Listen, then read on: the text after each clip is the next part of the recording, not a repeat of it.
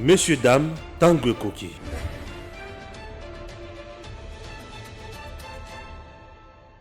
Messieurs, dames, bonjour.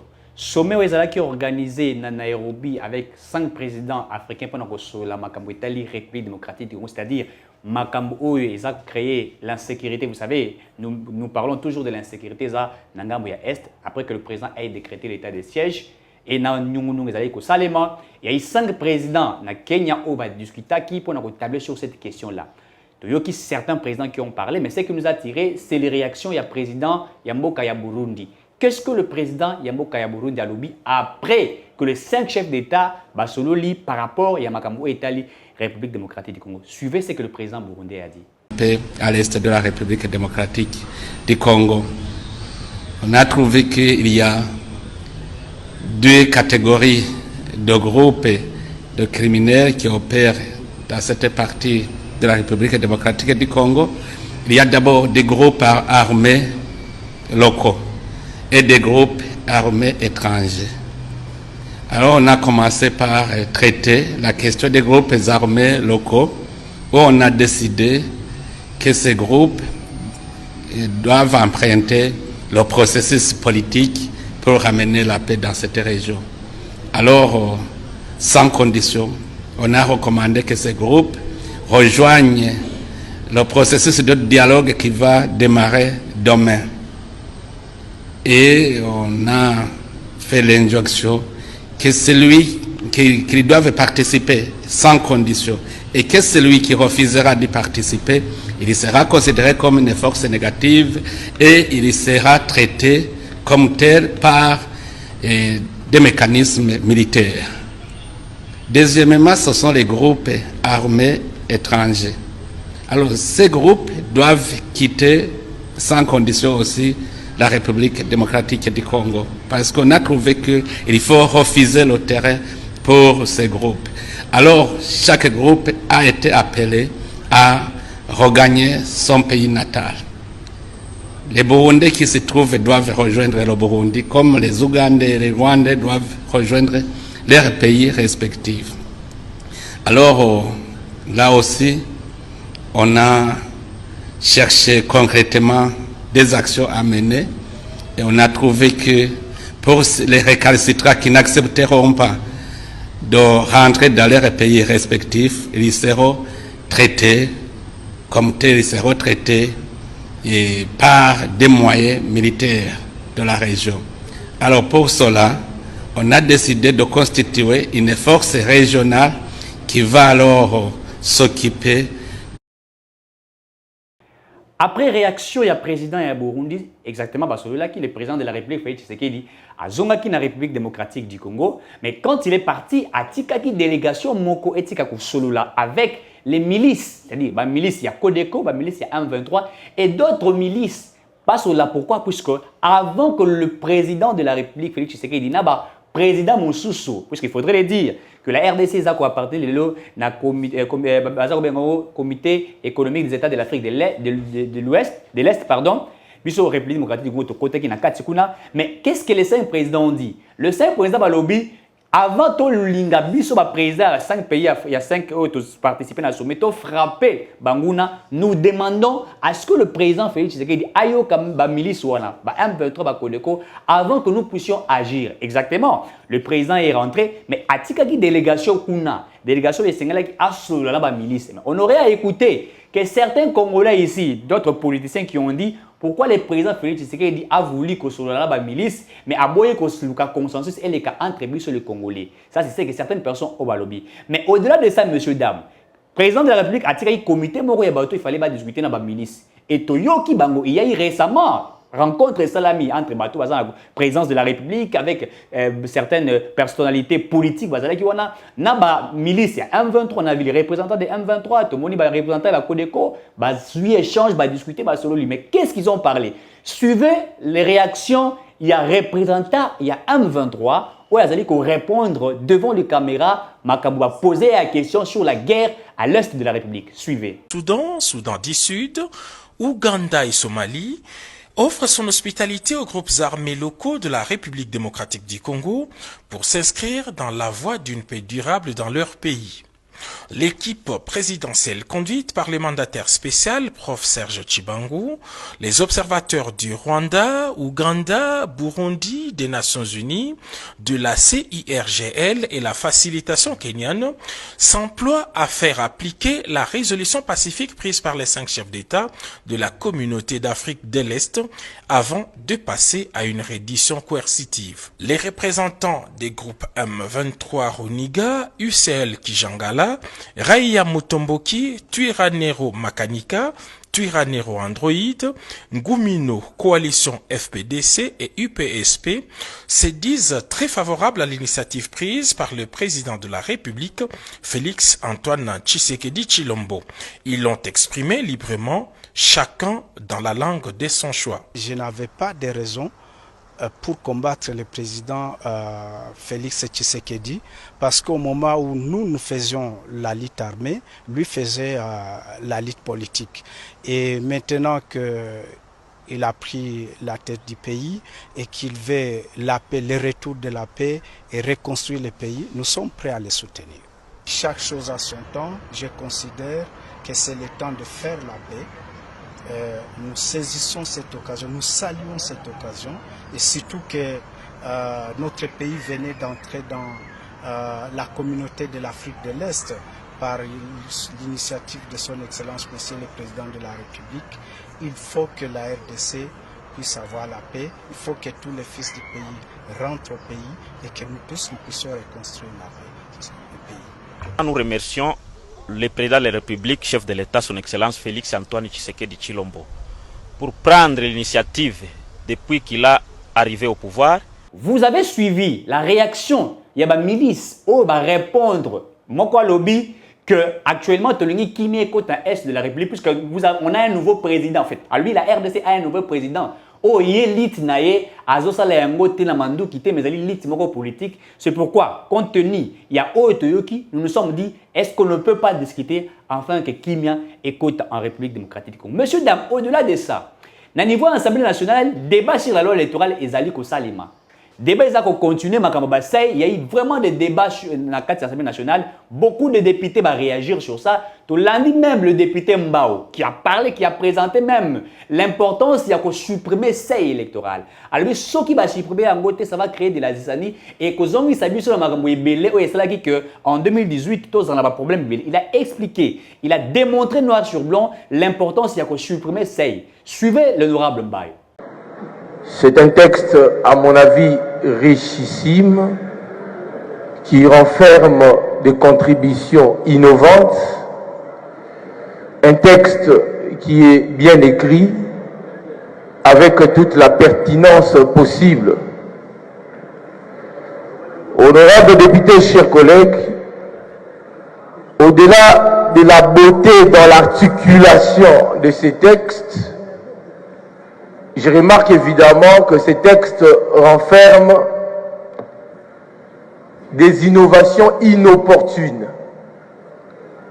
et des spécificités illusoires qui nécessitent d'être progressivement évacuées et pour des justifications que je vais devoir développer. Au nombre des innovations importantes, c'est un texte important. Honorable Président, je soutiens la suppression, comme les rédacteurs l'ont proposé, du seuil, par son remplacement par la condition de recevabilité de liste au prorata de 60%, soit 300 sièges sur les 500. Je vais en donner la justification. Pourquoi je soutiens? Parce que les architectes du seuil n'ont pas atteint l'objectif pour lequel ils ont aménagé les seuils. Tenez, collègues, l'objectif du seuil, c'était de réduire substantiellement le nombre de candidatures fantaisistes qui tournaient le jeu électoral en dérision. Mais fort malheureusement, à l'issue des élections, il y a eu une régression infime des candidatures. En 2011, la CENI a enregistré 18 864 candidatures. En 2018, la CENI a enregistré 15 355 candidatures, soit une infime réduction de 18,6%. À ce point-là, on va dire que le seuil a échoué. Le seuil a encore échoué à quel niveau? J'ai été avocat à la Cour constitutionnelle. Le seuil a posé un problème dans le contentieux d'attribution de sièges. L'état actuel de la législation en droit positif congolais indique qu'il n'existe pas de juge du seuil.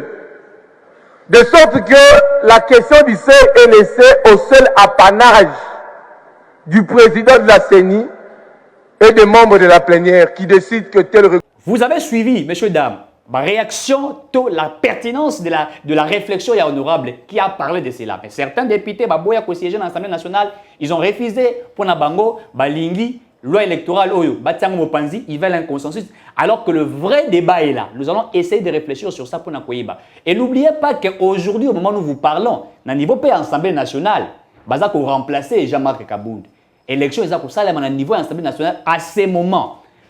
Il y a des candidats qui sont déjà là.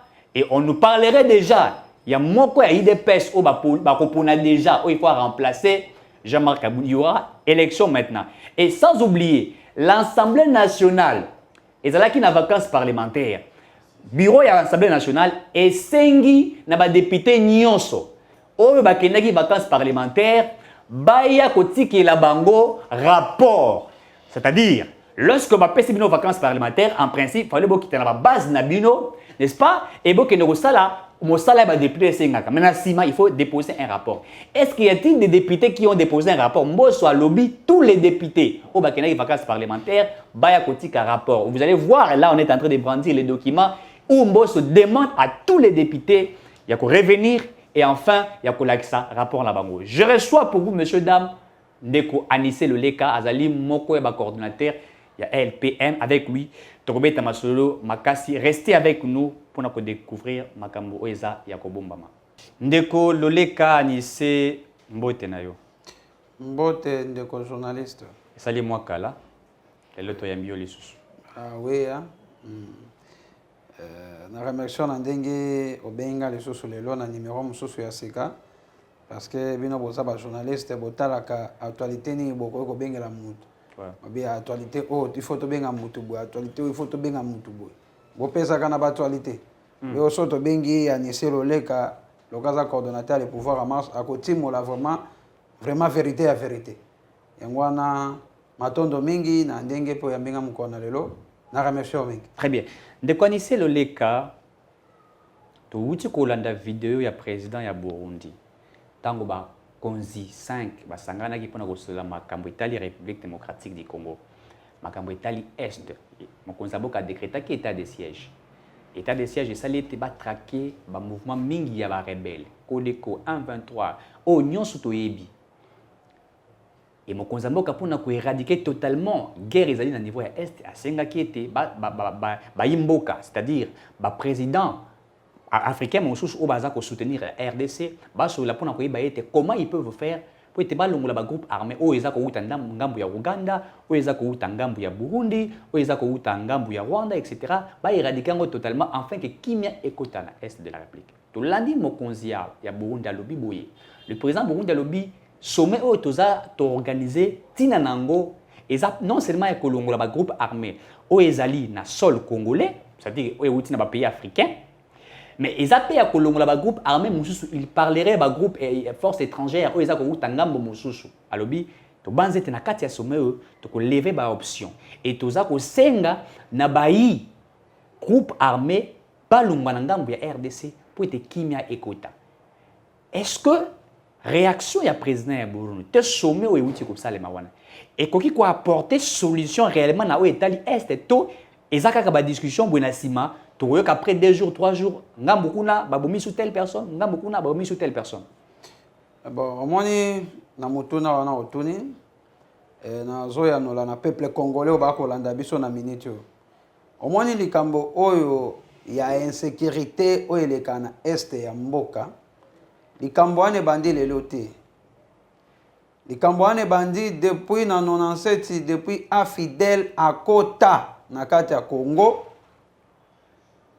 insécurité banda mokolo wana ti lelo insécurité ezalaka parce que afidèle ekotaka ntango afidèle akotaka afidèle azalaki soutenu na bapays ebele lokola Burundi, Rwanda, Uganda, bapays nyonso voisin oyo ezali côté ya est bakotaka tango bakotaka bainfiltre bakotaka na armée na biso surtout na côté ya est vraiment infiltration ezali makasi na côté ya armée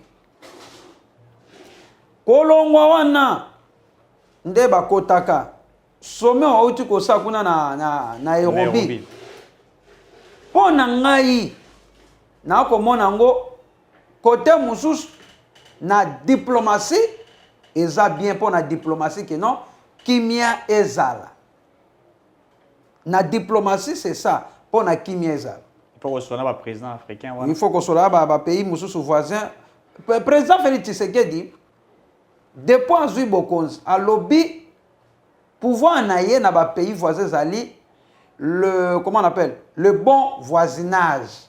C'est-à-dire tozala na bomoko vraiment ya malamu ba pays voisins to sololaka lokwa nde to monaka Belgique, France, Angleterre, Roumanie, on ba pays voisins. Voilà c'est ça de diplomatie oyo président Félix Tshisekedi ayaki nango. Pour la coopération à bon voisinage ba pays voisins tozala bien. Mais hier aye kokwele la Libabe. Nana kwele Libabe. Président Félix Tshisekedi. Pourquoi non baka kwele Libabe parce qu'il a eu pouvoir. Pouvoir tant a eu yango azaki na kata opposition. Ba infiltré basi bakotaka dia na mboko yo. Banda 97. Basi bakotaka misise ese kotaka déjà partout. Bakotaka déjà partout ponako ko déstabiliser est ya mboka. Et ce n'est pas qu'en a 2 jours, une année, 2 ans, donc on a groupe wana ya ba rebelle de bakoki manaka tamboka jamais. Je ne crois pas. Le corps politique il y a diplomatie to solana no bon voisinage pour na kimieza. Pourquoi na monaki nenga zo kende bongo eza bien parce que au moins na niveau ya armée na biso. Il faut tout le baga vérité. Na armée na biso tozali na ba 100% nationaliste été. 100% nationaliste bazalité. Bazalité. Ce qui est comme général na kozata musu major na kozala congolais 50 congolais okoka 50% sa kozala rwandais. Na armée na biso. Oui. Bazana double nationalité. Bazana double nationalité belé. Na armée na biso. Comment na papa depuis afidèle kota ti lelo ba infiltré baza belé na kati ya armée na biso non? Ngambo muso ba rwandais, ngambo ba congolais. Baza ba 50-50. Ngambo ba ougandais, ngambo congolais. Oui. Ngambo tanzanien, ngambo congolais. Na yebisio ba infiltré. Loyauté partagée. Ezali bazali infiltré. Na armée na police. Na armée bazali. Très bien.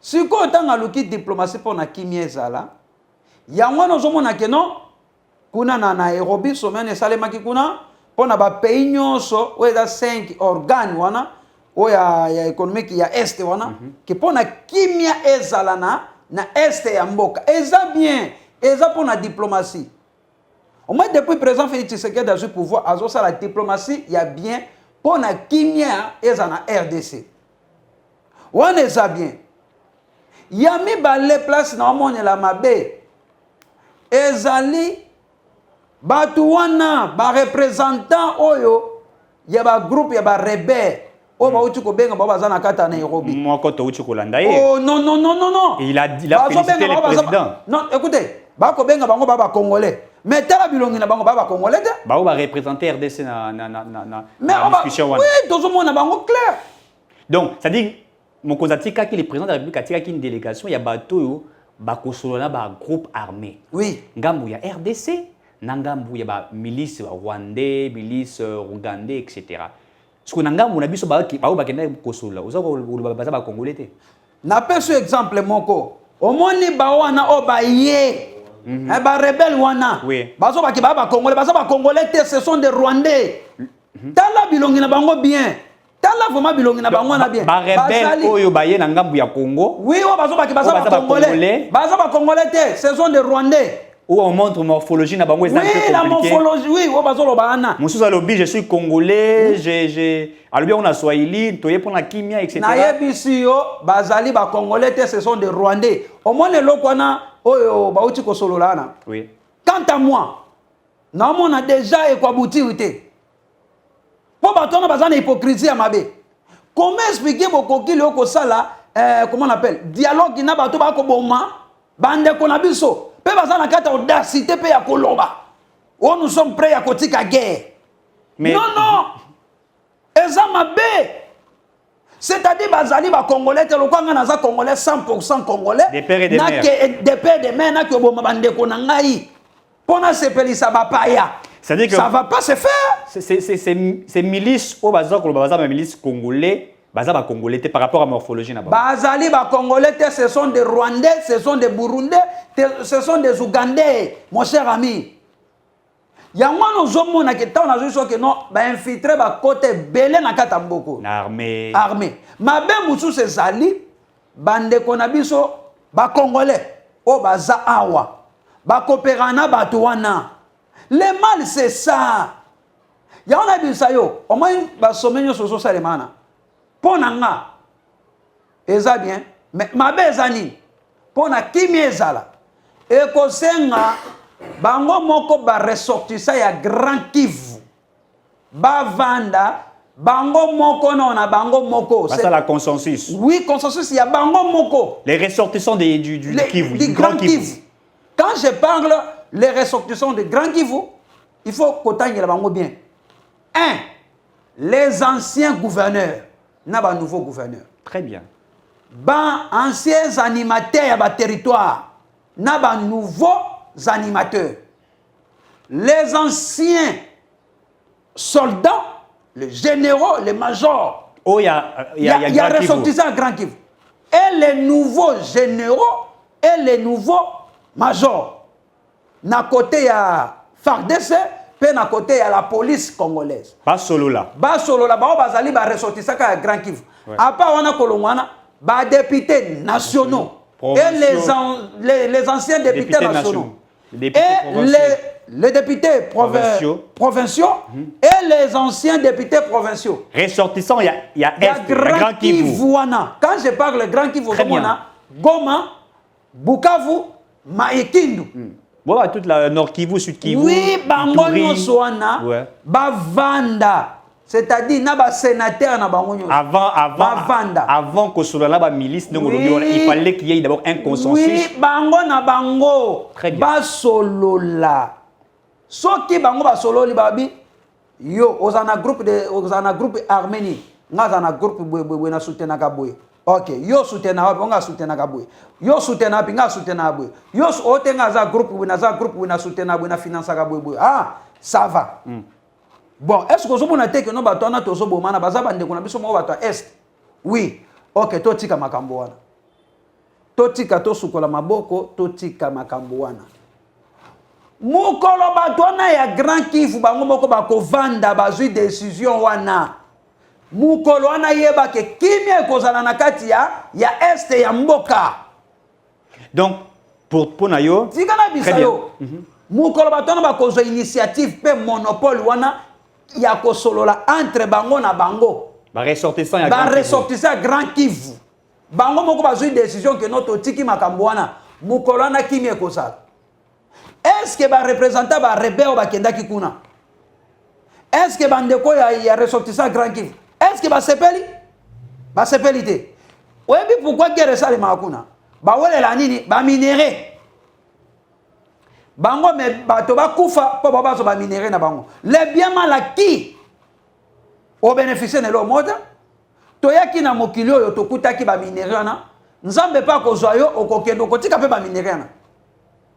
Yango na zo bisayo pona ngai comment on appelle regroupement de bakende kuna na Nairobi de basololi ndena monela ba M23 na monela vraiment eko kwa boutirité parce que baza ko sepela le président Félix Tshisekedi azali il faut maintenant dialogue Tu sais, hein, de tout ça. On est un ancien général, Nathan Mobutu Alobi. S'il y a l'insécurité, c'est-à-dire la sécurité se cache dans l'insécurité. On y fait bien. C'est-à-dire que ce qui est insécurité, ça dit qu'il y a pas de sécurité. Il y a insécurité dans le donc ce qui est insécurité, c'est dans l'Est de la République. Bateau, c'est une côté sécurité, babatami na kati insécurité. Oui. Oh, tangi baba soda. Oui, les ressortissants, il y a grand kiff. Bajan anero, bajan na kivu. Tala papa. Au moins guerre est. Et kosi la kamukolo, bato ya grand kiff. Bango mo ba ko conscience. Mbo saïb saïb on quitter les groupes armés. Ya on a joué bis. Avant que tu mbo saloba. Ngana loba kango. Bato ani fondé bango moko conscience za ke no tolo mwana kata groupe ya ba armée. Toti kama kamboana. Au moins so ba suite décision lelo. So ka lelo ba suite décision. Ba bengi président Félix Tshisekedi de non. Yo zala siko médiateur na biso to suite décision. Au comment na so ba suite lelo décision. Papa ce qui a une décision que non, tu as quatre groupes armés, tu as boy comme on a papa. 2 jours après 48 heures c'est belé. Au comment na kimia kokota na est ko comprendre tout côté. Parce que bango batoana o bazalaka wana. Ba yebi ba point oyo batoana bazalaka. Ba force ya armée extérieure. Bango ba yebi. Ba yebi. Ba yebi non. Est-ce que nous zana moyibe akoya ko iba na ndako non? Sans que non mutu moko akata ndako ayebisa ba que non place oyo biloke salaka. Na peso exemple moko ancien président Joseph Kabila a convoqué qui abanda ko convoquer ba conseil de sécurité. Est-ce que mon solution pesa maga? Solution pesa maga te? Osomona. Pour nani ne pesa maga te? Pour bato ya sécurité. Oba zaka na sima ya insécurité ona. Soit que bakoti na kata conseil de sécurité ba ando beng. Muse, nasema omoni kuna Kabila a eu décision to changer stratégie. Okoka kuna et yindi. Makambo F23 na kata Kabila esila kano. Ezongi ponani. Ozomona teke non batona ya est ba mo balingaka insécurité sala. Donc l'insécurité à l'est de la République, ce ne sont que de ressortissants. Il y a grand Kivu. Ne baza ko alimenter bango moko fondé bazwa décision hein bati kabalongwa na ba groupes armés wano ba soutenaka okomona kimi ekozala onyo sotozo sala oyo ezaka pona la politique demande ya kosala ou la diplomatie a besoin mais juste la diplomatie a besoin. Oui, la diplomatie a besoin de ça boto solo la kaka oui.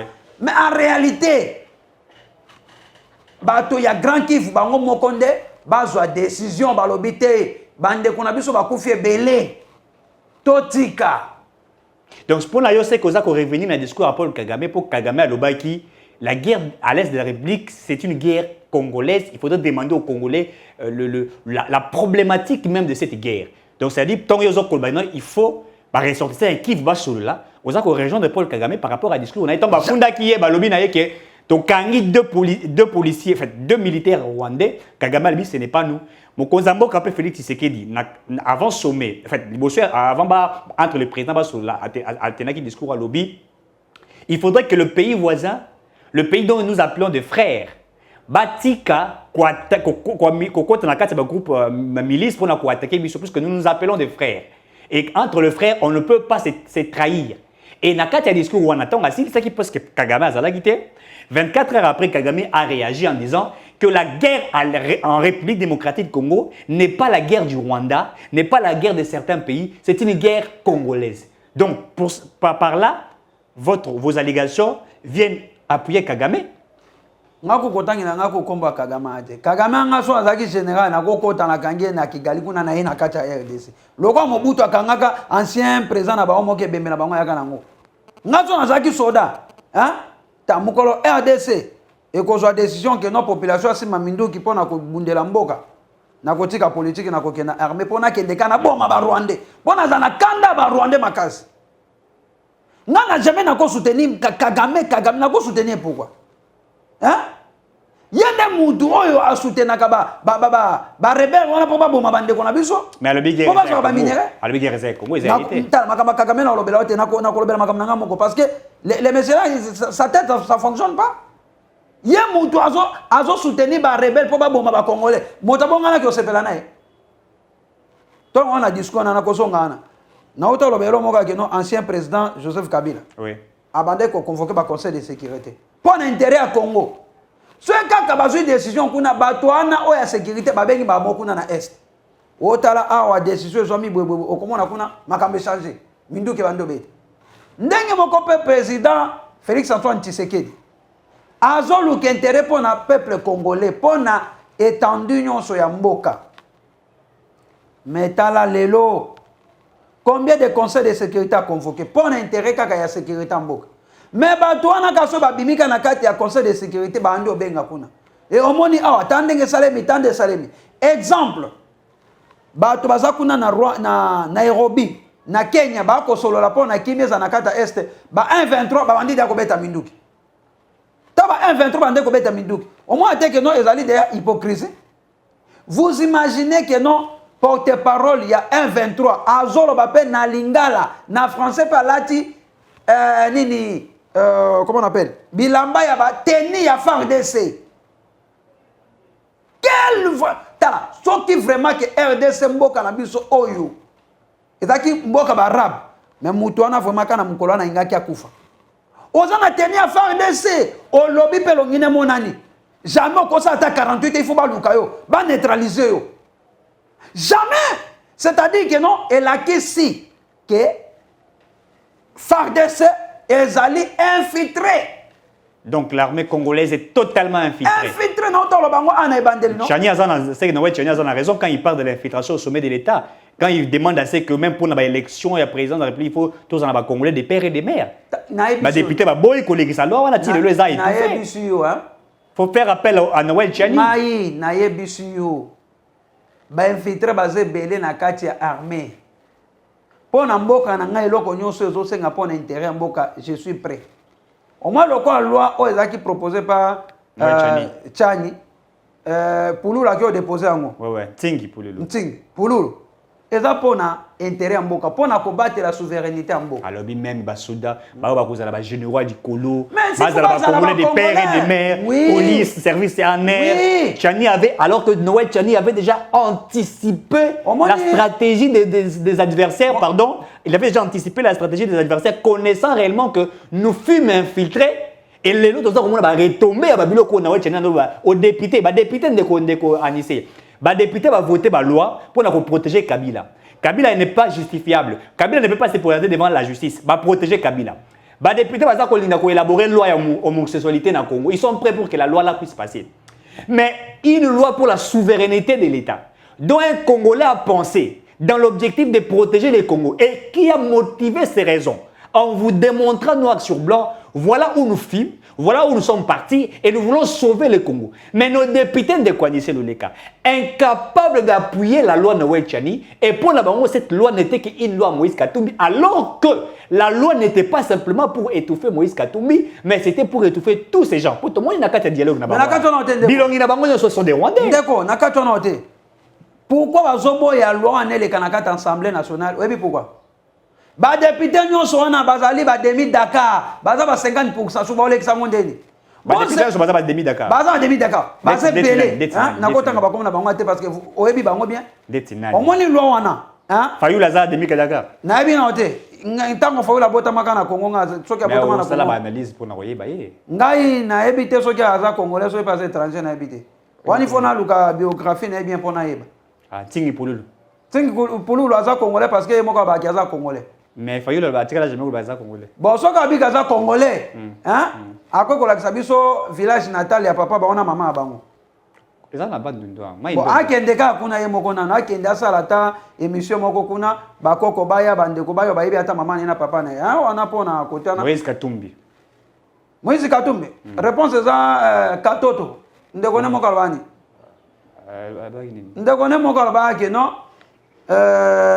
Azali mwana papa bango c'est-à-dire papa banga azali Moyuda webi Moyuda ba juif oui suko mama na bango nde oui azali zambien katoto alobi mama ya Moïse hein onde katoto nde mutalobi ngata bike non mama na bango tanga azaki na papa bango ta papa banga kufi mwana musala oyo abandai kolambela mama ya ba katoto na papa bango azaki zambienne ta mama na bango kufi ndai kozwa mama wana baye kobota nani Moïse. Très bien. Donc nous avons des dirigeants dans ces pays à double nationalité. Oui. Et c'est pourquoi balingi loi nouvelle et l'infiltration. Eza loi ya chanité, ezali loi ya mboka. Très bien. OK, eza loi ya chanité. Oui. Ezali loi ya mboka pour protéger souveraineté mboka. Pona kata, pona ko kata na kata likambo oyo.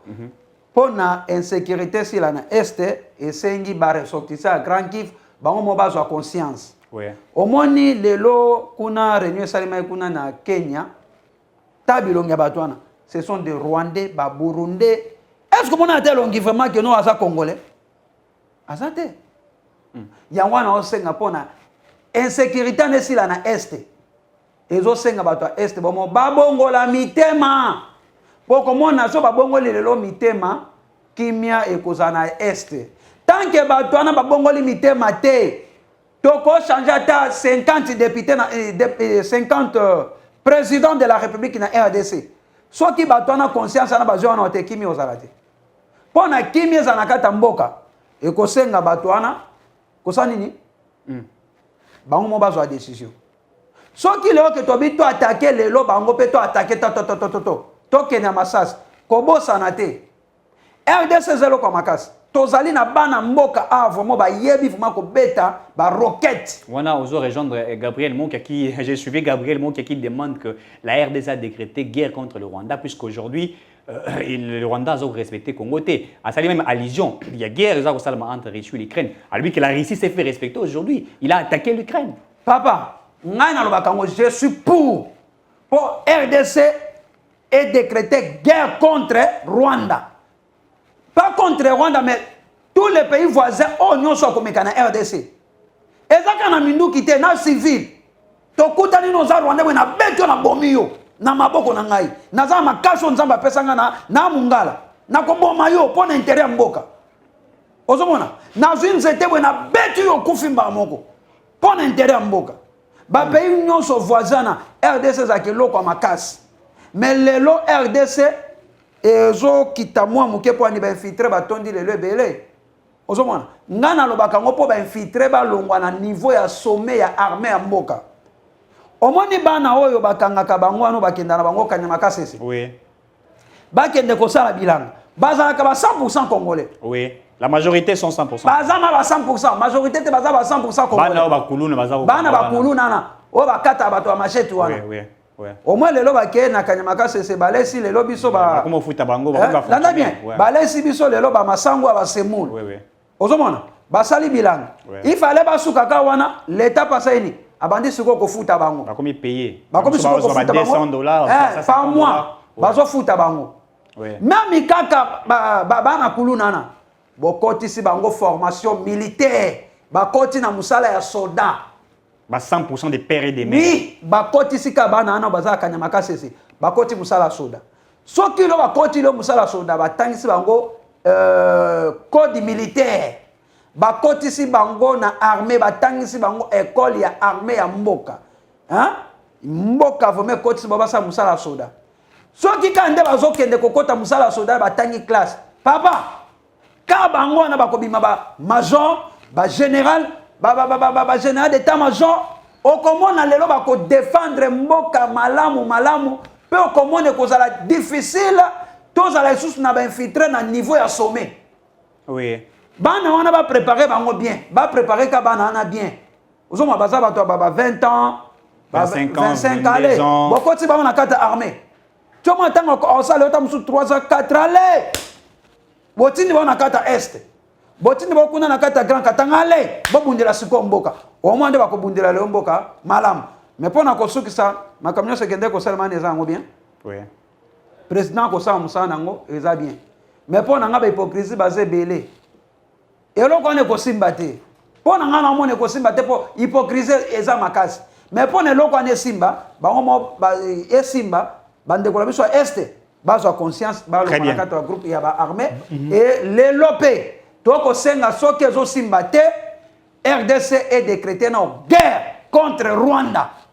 Rwanda c'est le côté webi Rwanda lelo makamba ko sala bato ba ko la pongi ba ko bosala lelo Kagame na République du Congo ba signé contrat ba yoka na Congo Brazzaville ba signé contrat Rwanda pesi Brazzaville Congo Brazzaville apesi Rwanda 12 000 hectares na côté ya maluku pona makambo ya agriculture keba eza mabe pona nini Rwanda lelo signé partenariat na Angleterre non ba réfugié ba yana Rwanda tabo yana Rwanda za place avant sabato na te baza à peu près 12 millions bango rwandais 12 millions obini akotinda bango wapi bakoya ana na côté ngambo ya maluku côté ya Brazzaville baya kosala agriculture sikota baya sa agriculture eza pona kosala makambo agriculture te eza po baya ko espionner RDC donc ça dit que Rwanda linga tia ba milice na ye na frontière RDC mais ça ba biloko vous savez pourquoi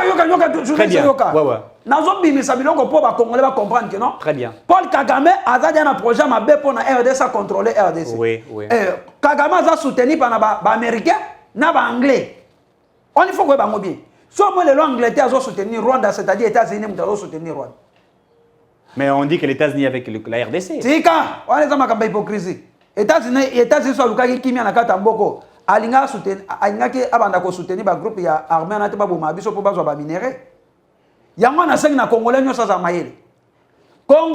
mayele parce que accord oyo République du Congo Brazzaville signé na Rwanda po Rwanda zui 12 000 hectares na makambo agriculture na ngambo ya maluku kuna so kati se bale ezali Congo Brazzaville sikota ba Rwanda na bakoya bakotia pe minduki na bango wana minduki na base militaire na bango wana ekotala wapi ekotala RDC de bakwa teke biso tina Kinshasa bakoti oui projet na bango eza bongo et nous sommes distraits yana sengi sikoyo nous sommes distraits na état congolais gouvernement congolais fungola miso Rwanda aza projet mabe na République du Congo pour ba contrôler biso ba espionner biso yango no somona likamo na Russie abeti lelo Ukraine pona biloko wana alingaki te base militaire moko na frontière na ye RDC likambo yo président Fati fungola ngo miso parce que Denis Sassou Nguesso na Paul Kagame mayela mabe koti déjà wana ba linga ba contrôler Kinshasa place on a tous vigilant et nous sommes prêts yako défendre mboka na biso on a sengi na bataillon mobimba weza na kanko koleza na bakanchati bacha ata ba roquette mona kota maluku on état de kota Brazzaville c'est le moment donc Brazzaville le Congo c'est le moment Denis Sassou Nguesso trahit trahit la République démocratique du Congo exactement de Denis Sassou Nguesso trahit Félix Tshisekedi exactement pona nini andimi apesa 12 000 hectares ya Congo Brazzaville ya agriculture et pas na Rwanda place yango ezape place wana ya ngambo ya maluku ebalesa kawana po biso na Brazza totalani boye lo separe biso ka ebali sikotango bango bato bakokende wana bakotia ba base militaire na bango wana minduki na bango ekotala RDC c'est facile lelo babeta lelo biso masasi pourquoi le Rwanda n'attaque pas le Congo Brazzaville qui est la RDC Congo Brazzaville lelo te est-ce que lelo kuna na Congo Brazzaville yo mwe ba infiltré bazana armée na bango Rwanda za ba soldat bango kuna te mais Rwanda awa depuis afidèle akotisa ba infiltré na bango awa ba koti na sommet ba députés nationaux ba ministre ba DG on avait ici personnam le directeur général il y a DGDA Omso Komwezo Kimanga c'était un Rwandais je crois Deo Rungiziza yo ke musika ambassadeur wa Rwanda Vincent Karega obi azanani aza 50 congolais 50 rwandais Karega 50 congolais oui et alors baralinga la kitoko mais aza congolais awa ta muta bongo Kagame azo lekela biso na mayele atindi congolais ya 50 ko infiltrer bande congolais ba congolais tala degré webi gare kana ambassadeur wana ya Vincent Karega ya Rwanda awa webi tange yindaka on atanga Mobutu tange yindaka akimaka Rwanda abi je suis rwandais mais kaka ye Kagame azu azongisi ambassadeur eza de mabe ya umanga lingaka ambassadeur wana te Vincent Karega nalingaka te on asenga président Félix Tshisekedi il faut vraiment ko bengana na mutu ana azonga baluka ambassadeur mususu oza 100% rwandais pour mutu wana yebi lingala batindi azape ko infiltrer d'une manière stratégique. mais ayabi lingala batindi awa poani loko a papa no azali rwandais maman no aza congolais yebi lingala kende kuna po o espionner c'est facile. Et il espionne. Azo espionner tama kambazo sala uti koloba nde bakangaki ba congolais mususu wana e ba rwandais. Oui. Kagame zo bakino deux militaires rwandais. Kagame zo bakino bangote na bien Kagame maninga zalaka ana esa koko ndimake no baza basoda rwandais akondimate akoboya kaka yango wana ozomona mpona koprotéger mboka siko bien loi wana kaka oyo pulula kende kodéposer à paix et de mer la loi de Noël Chani ozomona il faudrait remettre cette loi wana kaka et nous allons battre la campagne pour que cette loi revienne. Oui, au moins quand ce qui loi na lelo eleki na assemblée nationale c'est fini mukora na mboka oza protéger. Très bien. Mukolano comment Namboke vous allez protéger pour Nini. Pose à la première ministre, il faut à 100% congolais. Aux général d'état-major, il faut à congolais. Aux ministre affaires étrangères, il faut à la congolais. Il faut à président de la République, il faut à la congolais. Aux la tête générale, au major, il faut à la congolais. Ceux qui sont à lieutenant, hein, vous allez à moi 50 congolais. Vous allez au commissariat. Il y a la police, il y a armée, il y a 50 problèmes. Mais aux États-Unis, il faudrait le dire, à moins que je me trompe, ne peut faire l'armée, ou ne peut être policier, ou ne peut appartenir à service et à renseignement qu'un Américain de père et de mère né aux États-Unis. C'est ça! Mais comment nous, au Congo, on peut accepter que nous ayons des gens à double nationalité? Et qui sert la République? On a vu sur moi armée. Bazo akaka baona Kinshasa te bakuluna na baza partout. Na Équateur pa na ngapuna bazali. Na Okatanga, na Kasai, na Grabandundu bazali zwa bango. Bokoti si bango armé. Okomona après 58 ans RDC. Ba pays nyonso wana ba obouger te. Très bien. Ba obouger te. Yango na osenga ke non? Pona likambo wana bato este ba moko bazwa conscience batika makaba osala po nyonso président de la République osalana osala po na intérêt ya mboka. Très bien. Mais au moins bato nende bazo ya wana baza na ba exigence ba kopesa. Ouais. Eza ko négocier na bango te ba baza ba lobi ba kotsa bango na kati ya gouvernement. Eza mabe bato il faut même pas accepter bango. Faut même pas accepter. Au moins kaka ndeto so lobi te bazala ba DG ba entreprise za ko exploiter ba minerais. Jamais coopération ne kota papa basaka li kopanando kité. Akolia yo bato wana bazali ba envoyer ya ba pays voisins wana po ba ko espionner biso ngakutu coopération na président de République boya eloko wana boya yango kolinga te ba négociation na parce que bato wana ba ko ya ba exigence ba koma ba ministre ba député ba kota bona ba poste boy eza mabe ko ya kolinga ba trahir to ko ya kolinga to trahir mboka la meilleure solution ezali to boya ba négociation na bango. Très bien. To boya yango soki ko senga ke non ata tozana 100 soldats que ba infiltré baza ata 40 bo ata 70 baza ba infiltré 30 baza ba congolais bo 30 wana to bundela kamboka to bundela mboka to sali siko appel na ba congolais nyonso balingi siko bundela siko Congo boya siko to attaquer mukolano komona ke no kimie ko zana kata mboka pour moi pas de négociation to kende na attaque pour na ko attaquer ba mo pona kimie zana kata ya mboka biso Rwanda wana Kagame wana Kagame na kokanga maboko mukolo ngana kokoma na kosimba aka 47 na kokota na kata Kigali na kokota na kata Kigali ngai na kokanga ta Kagame wana na tie na kati ya Kinshasa wavandi ndenge Mobutu akangaka ibembe na bangwana ekenda bakenda kombe de soda biko bakenda kombe sisa pamba na tanga Mobutu bakanga bazo ibembe na bayana wana kata Zaire. Rwanda za makasite, Burundi za makasite, mabeza nini? Ba infiltré nde batondi awa. Ba infiltration apo esila, ezo senga ka eloko moko, bana na baza kanyama kasese bakoti si bango armée, po ba papa nde basi ba ko madia mikolo. Ba jeune na loko ba o mata ko mona ba yebi ke baza ba 100% congolais. Loko bande ko kata muto lichette bande ko bangate. So ba koti lelo na armée. Ah, ok. Abo malheur rwandais, burundais. Très bien. Hein? Akobangate. Les jeunes Koulouna qu'on arrête ou qu'on a arrêté, ce sont ceux Koulouna Bimine, Azananzala, Aliété, Azumachette, à Papi Moutou, à Botoy Moutou téléphone. Ce que les jeunes Koulouna wana sur ba recycler, le va faire bango va faire bazar ko former ba sala bilan, ba recycler ba côté ba armée.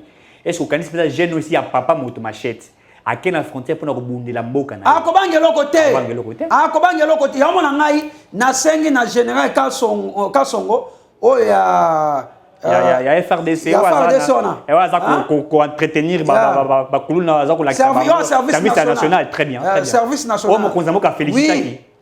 Général Losako, bravo na msa ozosala. Kabana wana général Kasongo, ko tsa ba formation militaire, ba ko défendre mboka bien lokwa yo solo kentera mboka. Lokwa ba kata ba to machete, baba ngate. So ba continue na kata militaire na armée. Batine boka na est, papa ba défendre mboka, ba défendre Kitoko. Très bien. Donc on essaie deuxième thématique toi Kenimba puisque le temps commence déjà à aller à la fin. Nous avons suivi l'honorable Daniel Mbao. Tu l'as dit Daniel Mbao a défendre l'Assemblée nationale par rapport à Makamwitali Sey. Azako Senga va supprimer Makamwitali Sey. Il a démontré la quintessence de Kolongolanga Bibabilou et Kasaka Batakango à l'époque pour jouer politiquement qui était un candidat moins. Mais et ça là qui était, on avait toujours beaucoup plus de candidats. Puisqu'il faudrait que le Bango, la Moukana FCC basa ko luka dialogue. Balobi, ils ne veulent pas qu'on parle d'abord de la loi électorale. Ils veulent d'abord qu'il y ait un consensus. Là, pour qu'on revoie Makamebe. Jamais. Mais au sein de l'Assemblée nationale. Dans l'Assemblée nationale. Dans l'Assemblée nationale, le débat est déjà wana. Le débat est sur la loi électorale. Et tout ce qu'on a Demba ou comme Ndamba za ko définir za ko lagisa quintessence ya kolonga Makamwitali Sey baza ko expliquer pe les sous Makamwitali ba supplier o ndeko nangai cousin nangai ba longola yango à applaudir jeu 13 par rapport à la proposition de la Salaki, à démontrer, à expliquer. Est-ce que vous pensez que la loi électorale les a proposées, les députés qui défendent, il y a un moyen qui permettre qu'en 2023, tous en élection crédible, transparente et apaisée? Bien. Proposition na ba osala neza bien. Oui. Oui, parce que ezapo epesa forme moko bien. Oui. Na mboka ndeto ke na ba élection. Oui. Parce que bi que non élection en 2018 ba fa elegaki trop. Et bi ba fa elegaki trop na niveau ni. Na niveau législatif. Tala ba député ba uti ko bima o. Il y a des députés voyous. Députés voyous. Oui, il y a des députés voyous. Aoye bate que Aza député Moussa Nezani. Un député c'est qui? Yo ok pour représenter peuple. Au peuple ça va d'alliance à peuple kuna pour pas trouver solution. Mais baba ke kuna nde ko mifinga ba kende pour ko pesa ka makanisi mususu. Il y a des députés voyous, il y a des députés rescapés qui en 2023 ba ko songa résultat. Moni proposition à loi électorale. Oui. Et ça bien. Nde ba proposer so moi le batu ya la muka na FCC ba ko senga le consensus c'est ça dialogue au sale matin. Et vous allez bango balingi dialogue esalema pourquoi baoluka baposte fayulu akoluka poste baona ndeko nanga muzidu bakoluka poste mpo bapesa ba ministère batia bato na bango mpo bazwa misolo kuna pe FCC bakoluka dialogue mpo bazwa poste jamais toboyi dialogue 2023 c'est bientôt proposition de loi électorale na lande mo ba proposition musu c'est ça bien babi po suppléa za na kata assemblée nationale fois la mutu a famité leki na ote mwana na ote fois la membre ya parti politique c'est bien et ça non bien loko liboso na sepela ina ngo loko nga na koza député national oya koza suppléa na koza mutu ya parti politique LPM on a un parti politique qui compte sa présidence de la République qui majorité parlementaire en 2023.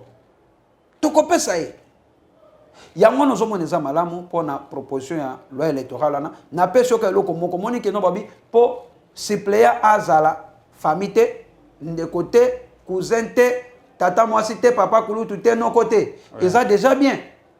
Et là qu'on a des rythmes ane banda ida mabe na bantu ya ancien régime. O basala ke simplifie face à la moana moisi ndeko et ça mabe. Très bien. Vous savez il y a un consensus sur ça le matin. Très bien. 2023 c'est bientôt.